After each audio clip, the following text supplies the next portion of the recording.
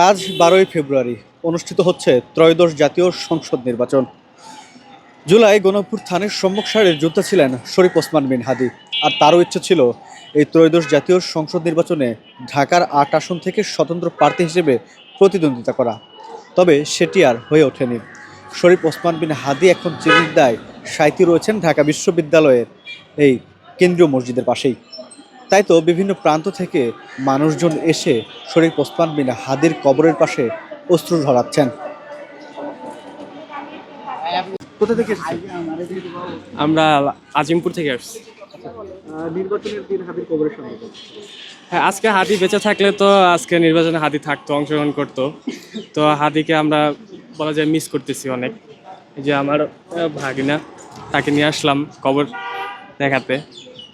তো ও হাদিকে অনেক পছন্দ করে, অনেক ফলো করতো হাদিকে, এই আর কি। এই যে মানে হাদির জন্য হ্যাঁ, হাদির শূন্যতা তো পূরণ করা মনে করেন রিপ্লেস হয় না।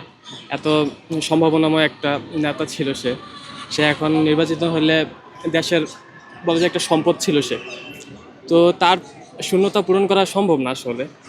তার মধ্যে একটা পার্সোনালিটি আবার তৈরি হয়ে আসা, আবার এখানে রেভলিউশনে অংশগ্রহণ করা, দেশকে এগিয়ে নিয়ে যাওয়া, এটা চারটেখানি কথা না। তো মিস করছি সব। জায়ান, বয়স কত?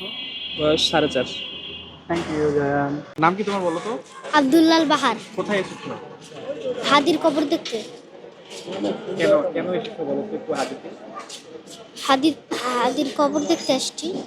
হাদিকে ভালো লাগে? হুম। হাদি যে মারা গিয়েছে খারাপ লাগছে? জি, অনেক অনেক খারাপ লাগছে। কিরকম কষ্ট হয় তোমার? অনেক কিরকম ভালোবাসা হাদিকে? অনেক ভালোবাসতাম। হ্যাঁ। তোমার সাথে কে এসেছে? হ্যাঁ, তোমার সাথে কে এসেছে? আমার বাবা এসেছে, আমার ভাই এসেছে, আমি এসেছি। কোথা থেকে এসেছো? বাড্ডা হাই স্কুল থেকে। নাম কি তোমার? আব্দুল্লাল বাহার। বয়স কত? 7 বছর। ধন্যবাদ। কে কোথায় এসেছিলে? চুল পড়া অনেক কমে গেছে। থ্যাংক ইউ মা। চুলের ভিটামিন জুই মাল্টিভিটামিন কোকোনাট অয়েল। আমরা জাস্ট ভোট দিয়েছি, ভোট দিয়ে আমরা এসেছি শরীফ ওসমান হাদির কবরটা একটু জিয়ারত করার জন্য, একটু দোয়া করার জন্য। কারণ জুলাই যোদ্ধাদের অবদানেই আজকের যে নির্বাচনটা এটা আজকে অনুষ্ঠিত হচ্ছে। এবং হাদির যে খুব বেশি চাওয়া পাওয়া ছিল তা না, একটা ইনসাফের দেশ সে আশা করেছিল এবং তার জন্য তাকে জীবন দিতে হয়েছে। আজকে সত্যি কথা যে ভোট দেওয়ার পরে খুব মিস করছিলাম হাদির কথাগুলিকে, এবং মনে হচ্ছে যে না, ছেলেদেরকে দোয়া করে আসি, সেজন্য আমরা এখানে চলে এসেছি।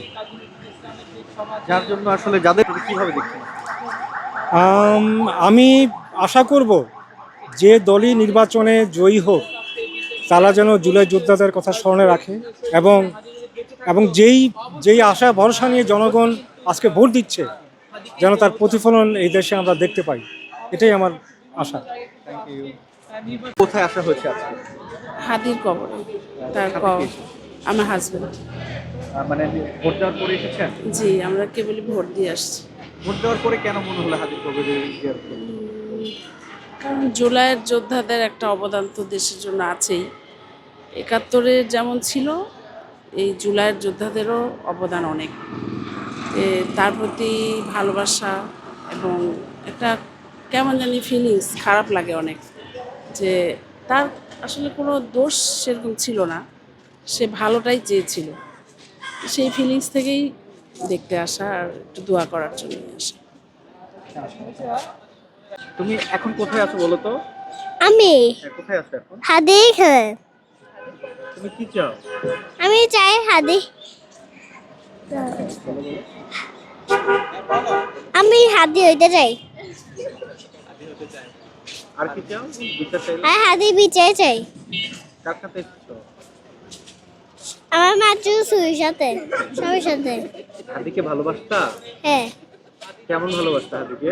অনেক ভালোবাসতাম কাকে ভালোবাসতা? হাদিকে। বলো তো একটু কেমন ভালোবাসতা? অনেক ভালোবাসতাম। হাদিকে কিভাবে দেখেছিল? মোবাইলে? হ্যাঁ। একটু ভাই